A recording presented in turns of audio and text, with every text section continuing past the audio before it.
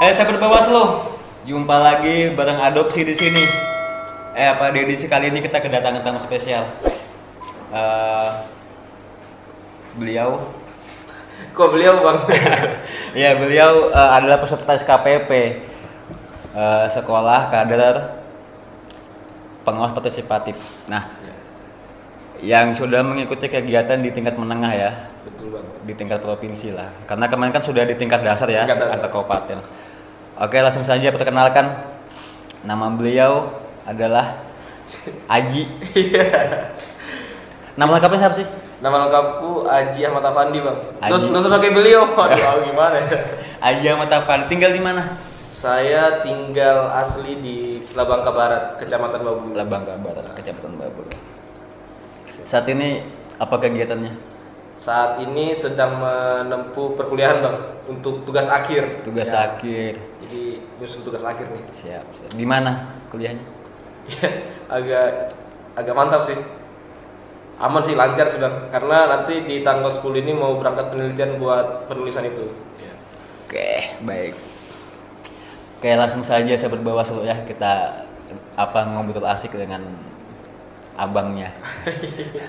Nah, membahas SKPP, apa yang membuat tertarik ikut SKPP kemarin? Oh iya, jadi sebenarnya tahu info SKPP yang awal dasarnya. Ya, Sebelum itu bang, saya sempat ikut yang online tuh. Yang online itu dapat linknya itu dari teman-teman klinik pemilu. klinik pemilu. Kebetulan di saya dari Fakultas Hukum Universitas Mula Warman. Oke, Kita tuh ada kayak komunitas yang concern di bidang kepemiluan, jadi pencerdasan kepada masyarakat. Jadi salah satu pembina ngirim link, daftar kegiatan dari Bawaslu, daftar. Nah jadi pada saat itu ternyata online, ikutlah online kemarin sampai selesai, namun ditawari lagi dengan Bapak Gazim, ikut iya. lagi gitu. Siap bang. Jadi kalau sebenarnya kenapa ikut ya karena dapat info. Tapi kalau ketertarikan untuk ikut, emang saya senang untuk kegiatan-kegiatan pencerdasan akar rumput gitu bang. Oh ya, karena emang sebelumnya sudah ada di klinik pemilu. Ya di klinik pemilu. Benar. Oke, berarti ada kaitannya juga kan dengan Ada, hal kayak ya. ini. Nah, setelah mengikuti kemarin ini, apa yang didapatkan? Jujur banyak pemahaman saya yang sebelumnya, saya pikir saya punya pemahaman yang salah sebelumnya bang. Dan setelah ikut SKPP itu saya dapat hal-hal baru. Salah satu contohnya adalah ketika saya tuh pernah sampai yang pada posisi kayak hopeless banget, artinya kayak sudah hilang harapan nih sama proses pemilu, demokrasi di negara, ya. bener. Kayak udahlah kayaknya lingkaran ini nggak bisa diputus, nggak bakal bisa diputus. Tapi setelah ngikut kegiatan SKPP, Sekolah Kader Pengawas Partisipatif, ada hal baru yang saya dapatkan bahwa sebenarnya demokrasi ini nggak bisa hanya kita bebankan kepada pemerintah atau lembaga khusus, tapi ini peran daripada multidimensi diperlukan, masyarakat, pemuda, anak-anak, para tokoh. Artinya ya demokrasi ini untuk kita. Ya karena itu untuk kita harus ikut bagaimana menjaga nilai-nilai daripada demokrasi ini. Itu sih dong. Jadi kalau secara sederhana apa yang didapat, saya lebih mendapatkan pendidikan politik yang terukur dan terarah. Yang artinya sebelumnya saya berpikir politik itu begini, terlalu luas saya pikir, kekhawatiran dan ketakutan itu terlalu dalam. Ada beberapa hal yang secara tidak langsung diluruskan pada saat SKPP, dan ya saya sangat bersyukur bisa ikut SKPP. Karena kalau nggak ikut kayaknya mungkin sampai tua nanti bakal mikirnya gak usah deh pemilu gini. Jadi kayak ini kesannya ya, cuek lah ya. Iya cuek. Sudahlah gitu, mau jadi apa juga kan kayak gitu. Mau jadi apa juga, soalnya kayak paling ini lagi. Betul, mikirkan juga tuh banyak ya hal-hal yang memang bermasalah kan. Sepakat. Nah,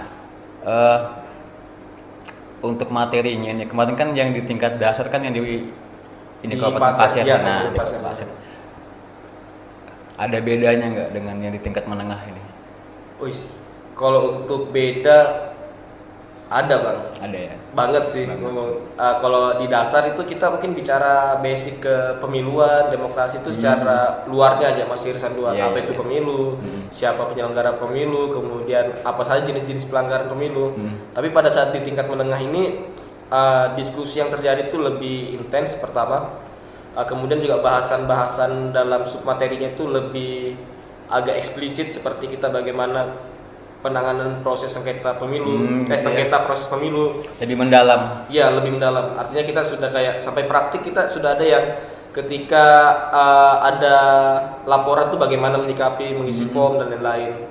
Seperti itu. Jadi sudah masuk ke teknis sih sebagian besar nih pada tingkat menengah. Luar biasa ya. Luar biasa. Banyak ilmu nih didapat. Banyak ilmu. Wawasan Benar. pengalaman. Nggak cuma bicara kepemiluan sih di SKPP ini, bicara kepemimpinan juga. Kepemimpinan, manajemen waktu, disiplin, banyak banget. Gokil banget sih, Bawaslu gila. Nah, ini kan kita dengar nih bahwasanya apa SKPP asik banget kan, yang dasar, yang menengah. Berarti mau juga nanti kalau memang diizinkan dan memang layak untuk ke nasional ya, tingkat nasional. Ya. Kalaupun memang diizinkan, insya Allah siap bang. Siap. Nah, karena ibaratnya siapa yang mau melewatkan kesempatan yang sudah tahu dampaknya baik buat kedepannya, Iya. ya gitu. Jadi ditanya kesiapan, ya insya Allah siap. Tapi Siap. kan kita belum tahu hasil. Tapi siapapun itu semoga bisa membawa nama Kaltim lah ya. Betul. Ya, kita juga berharap semoga ada perwakilan lah dari Kaltim. Dan alangkah lebih baiknya kalau itu dari PPU kan kayak gitu. Siap dari PPU siap. Oke. Lanjut lagi nih. Kan setelah mendapatkan hal-hal yang baik tadi, wawasan, informasi, pengalaman dan sebagainya. Yang saya yakin itu pasti memang materi yang inti kan kayak gitu ya. Iya, Bang. Nah, outputnya nanti bakal dibawa kemana sih SKPP ini? Untuk pertanyaan mau dibawa kemana SKPP, jadi tadi kita teman-teman di SKPP Menengah nih bang, RTL-nya itu kita ada ngebentuk sebuah komunitas. Nah, komunitasnya itu namanya Resentif.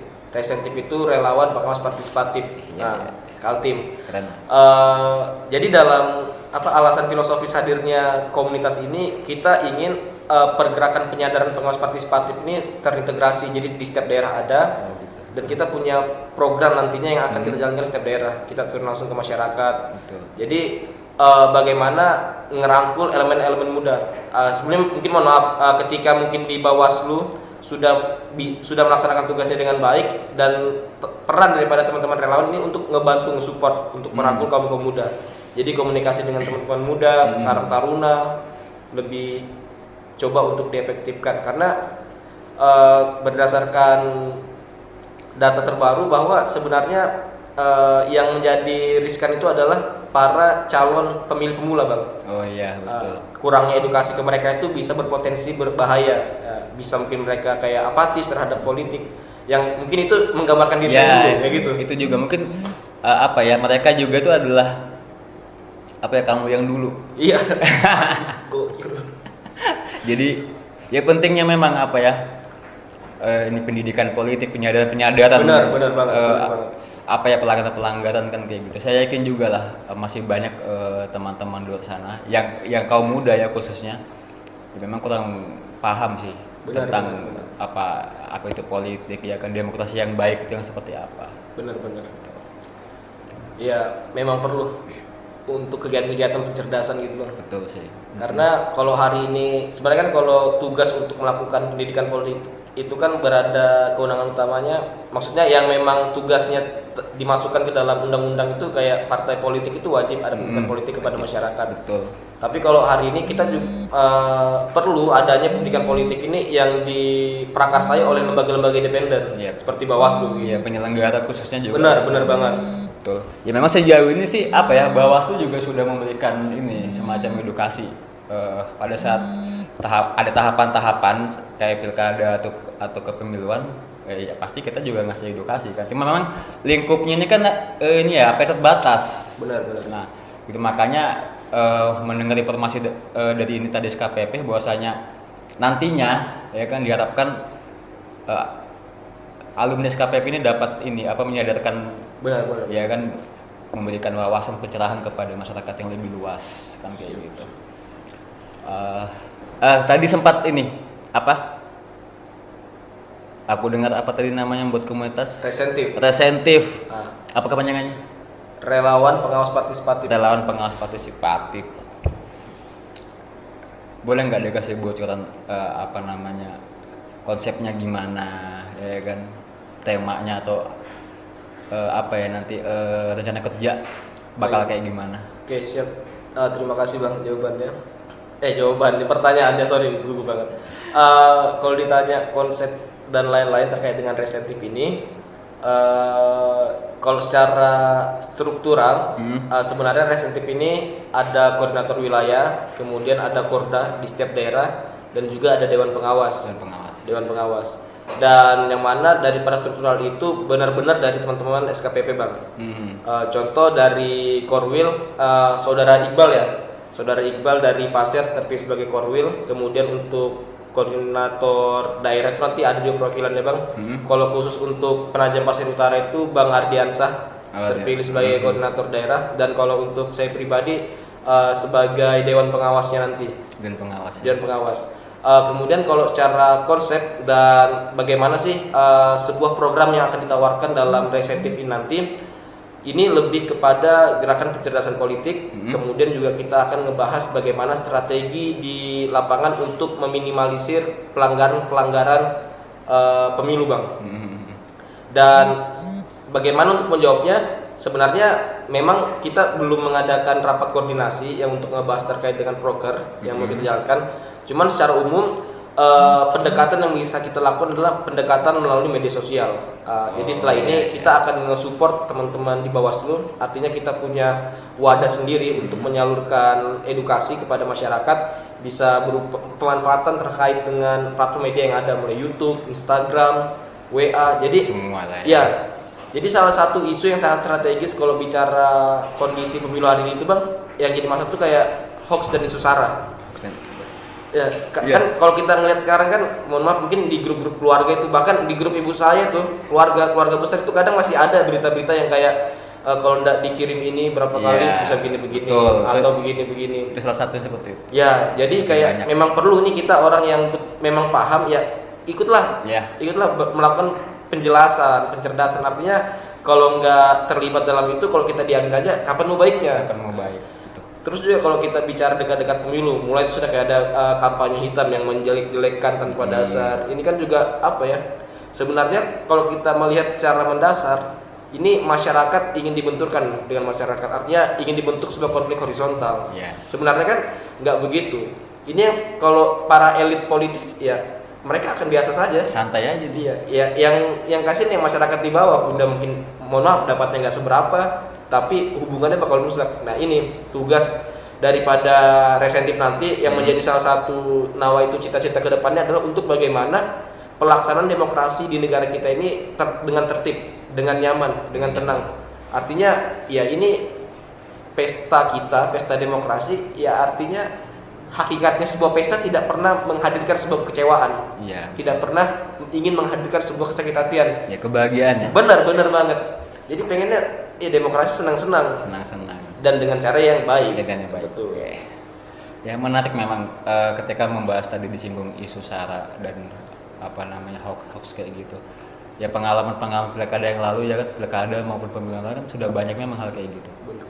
Jadi seakan-akan memang ada oknum-oknum yang sengaja membenturkan di antara dua kubu kan gitu. Benar. Memang sengaja diadu untuk itu. Jadi kemarin itu Bang ada juga pengalaman menarik di SKPP nih. Jadi salah satu peserta itu dia mengaku sebagai buzzer.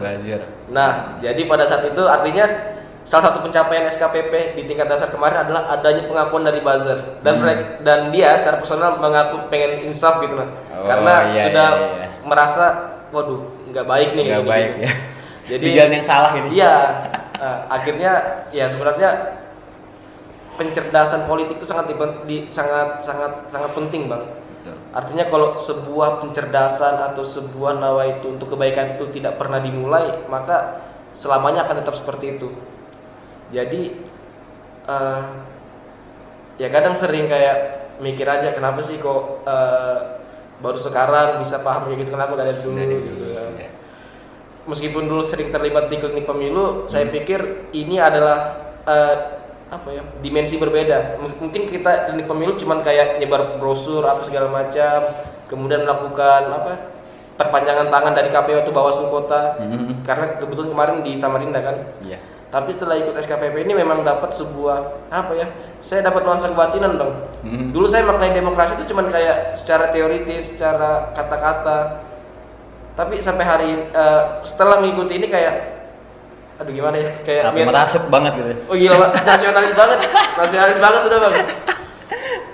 Yang dulunya saya nyanyi Padamu Negeri itu yang kayak biasa-biasa aja. Tadi Bang nyanyi Padamu Negeri gila banget. Bergetar dada, Bang. Kocak. Emang kita generasi muda harus maulah gerak bareng betul, gitu. harus ikut andil. Benar.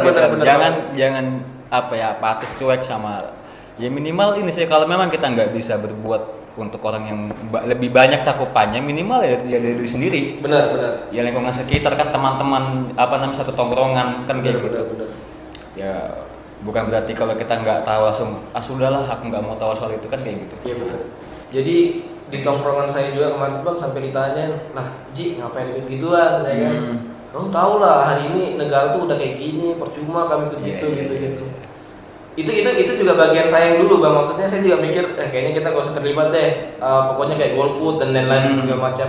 Tapi sebenarnya kalau ingin mengutip itu hari ini sebuah keburukan dan kejahatan itu mengakar rumput bukan karena memang dikasih jalan, tapi sebuah kejahatan dan keburukan ini mengakar rumput itu karena diamnya orang-orang yang tahu, diamnya orang-orang yang sadar. Diamnya orang-orang yang benar.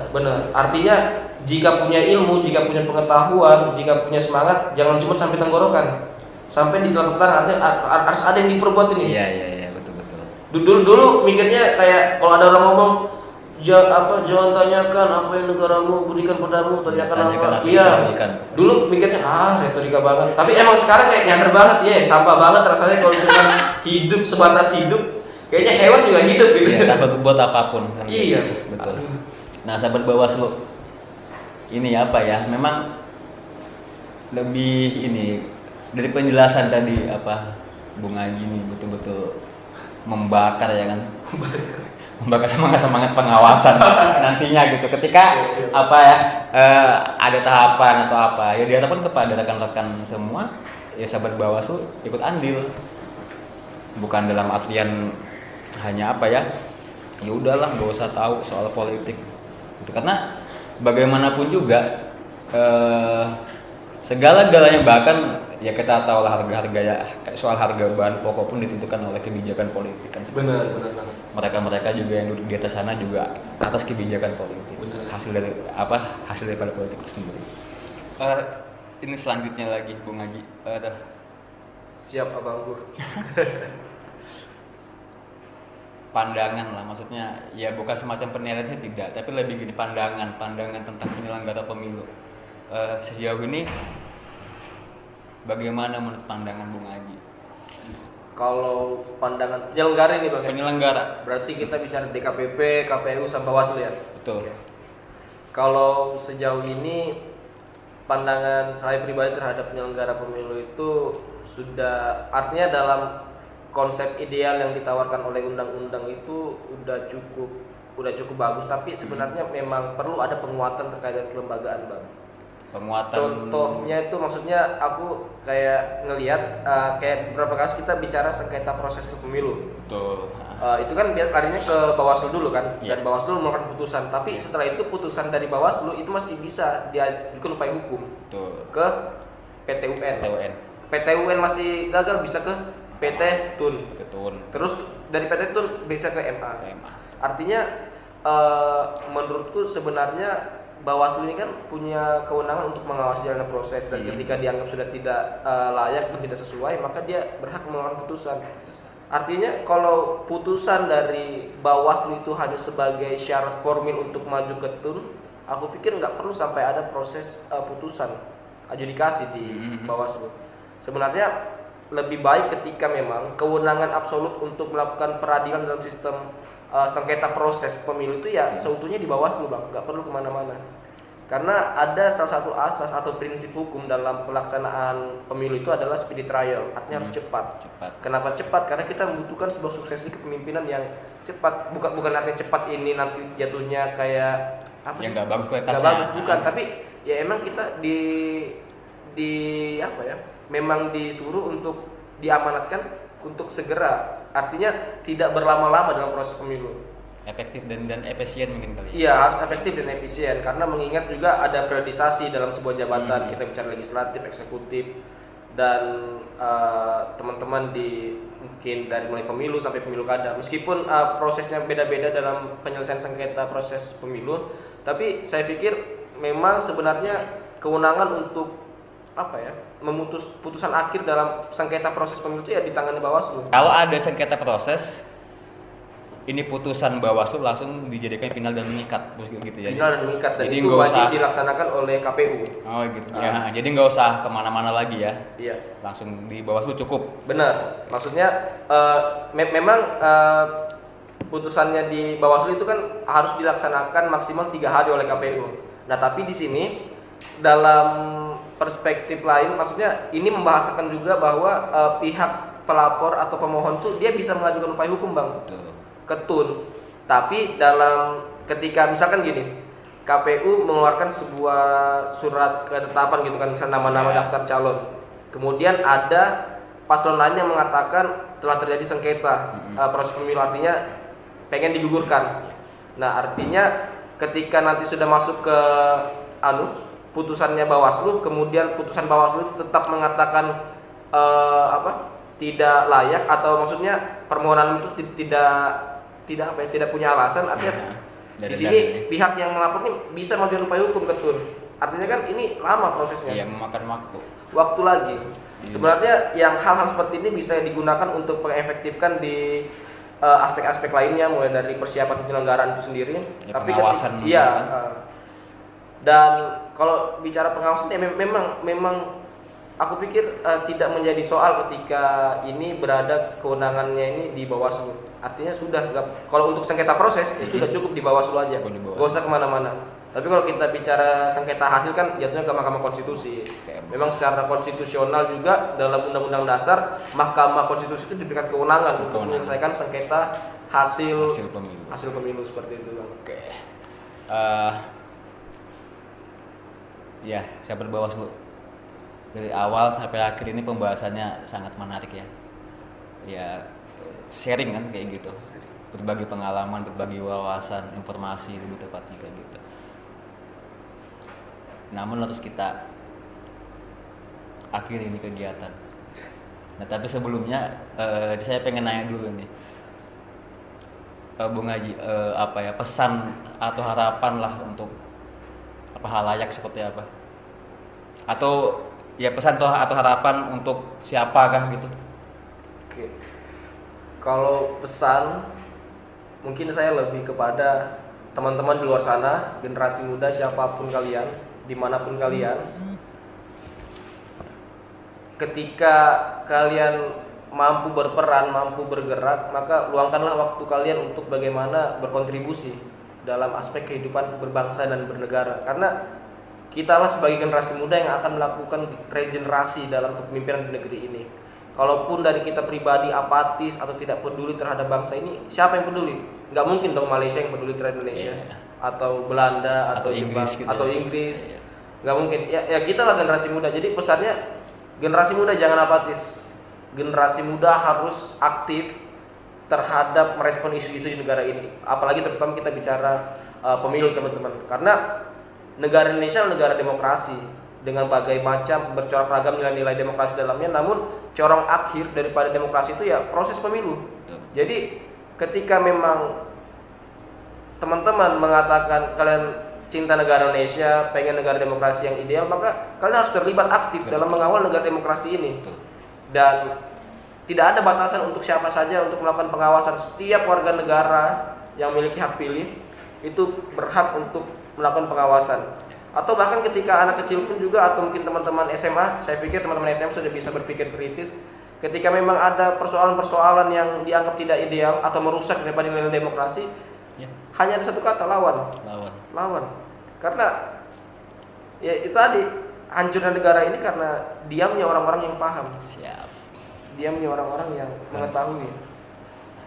Sahabat Bawaslu, apa yang dijelaskan tadi ini memang betul harusnya menjadi pembakar lah untuk kita dalam proses kita sama-sama mengawasi jalannya demokrasi. Kan begitu. Nah, tapi sebelum saya akhiri jumpa ini, kayak kita harus seruput dulu kopi ini. Oh, siap. Ya kan takutnya dingin hambar. Siap bosku. Nah, dari apa yang Bung Haji juga tadi katakan, saya ada 2 kata lah yang bisa saya simpulkan. Jangan diam. Oke, sahabat Bawaslu, jumpa lagi di lain kesempatan, lain edisi bersama rakyat. Awasi pemilu. Bersama Bawaslu tegakkan keadilan pemilu. Salam awas.